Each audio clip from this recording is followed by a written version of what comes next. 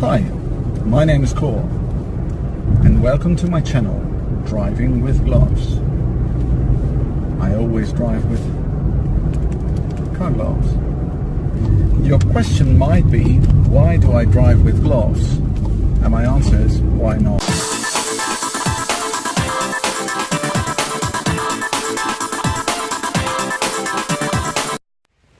If you look back in time, you must agree with me that the year 1970 was the best year there is. And I know that you agree with me, because it was the year that I was born. By the end of May 1970, I came to this planet and landed in the middle of the historical city of Amsterdam, the capital of the Kingdom of the Netherlands.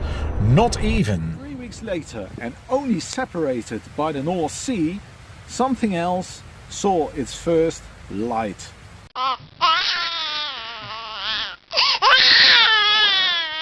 It was the first luxury sport utility vehicle in the world, which was launched in the beautiful southwest of England, in Cornwall.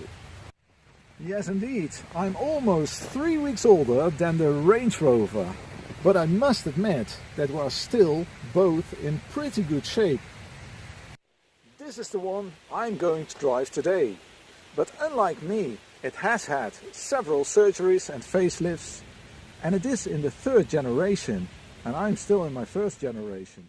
But now I'm sick of talking to you because it's very cold outside, and I want to put on my gloves and drive this wonderful SUV.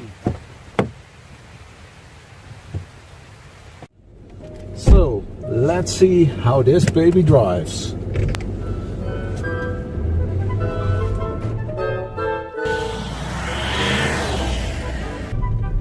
Obviously, I'm neither driving in the Netherlands nor in England. No, I'm here in Switzerland. And what is a better country for SUVs than Switzerland? Switzerland has mountains, snow, and is, by the way, very rich. In the early 1970s, Range Rover was a trendsetter for luxury SUVs. But most of the other luxury SUVs came from Switzerland.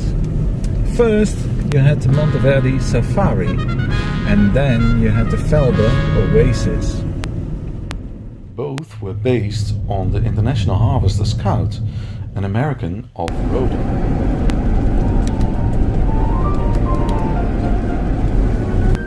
And then there was another Swiss company founded by Franco Sbarro, making very luxury... Sorry? I'm sorry? And then... Sorry. So the Range Rover is a woman after all, that's why I like her. Or is she the modern interpretation of Kit, and I'm the new Knight Rider? Well, let's try it again. And then there was another Swiss company founded by Franco Sbarro, making very luxurious SUVs. The Sbarro Windhout and the Sbarro Windhawk. These were, in that time, the most luxury SUVs in the world.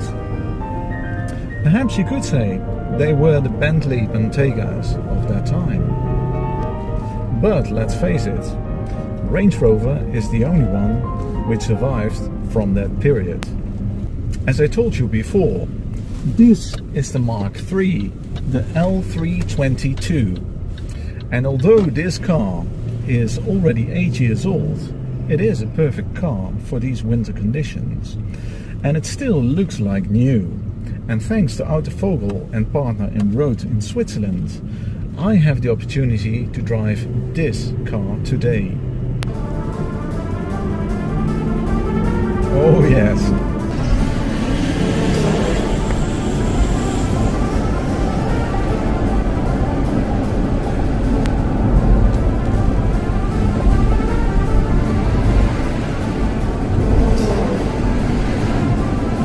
The first generation of Range Rover was built for 26 years, of which it was sold in the first 11 years with only 2 doors, or 3 doors as you can say. It had a body-on-frame design with a box section ladder type chassis. Of course, it wasn't easy to create a successor from such a popular car, but the second generation, the P38A, built from 1994 till 2002, was accepted as a Range Rover. Like the other RR Rolls-Royce, it was supplied with cannoli leather and could be supplied with a navigation system, and it had standard air suspension, which lowered the car automatically by high speeds. The third generation of Range Rovers was developed by BMW. From now on, the manual transmission was no more available. In spite of the first generation Range Rover, it isn't loud in the cabin. The automatic gearbox is working very silent. It drives like a limo. The damping is perfect and irons all the imperfections on the street, like I have on the snowy conditions, completely away. The third generation was built until 2012. The one I'm driving today is from 2010 and it's a V8 diesel.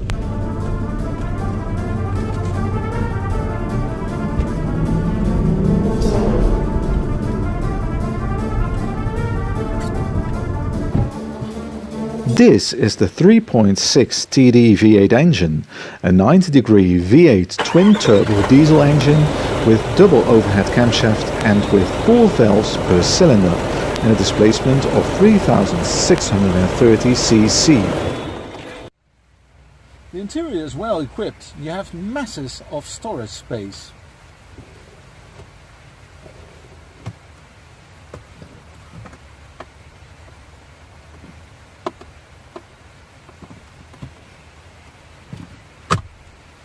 You even have not only one glove box, but even 2 glove boxes.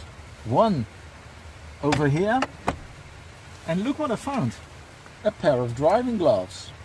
And then you have a second glove box up here, and look what I found there, another pair of driving gloves, red ones. So this pair suits better the color of my body warmer, so let's change my gloves. Well, that looks good. The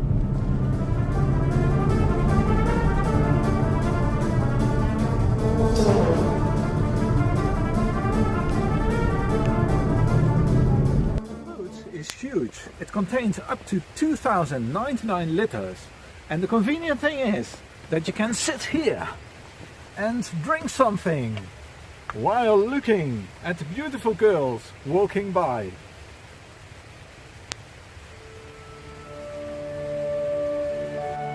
And let's face it, this is a car to get gold diggers, because women will love this car.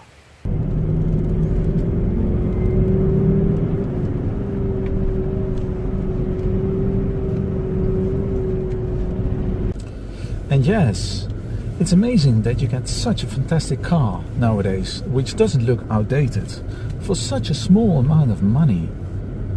And do not forget, this car is for sale at Autovogel and Partner Road. And yes, it's fairly economical because this is a diesel. Oh yes! And although it's a diesel, you can have fun with it.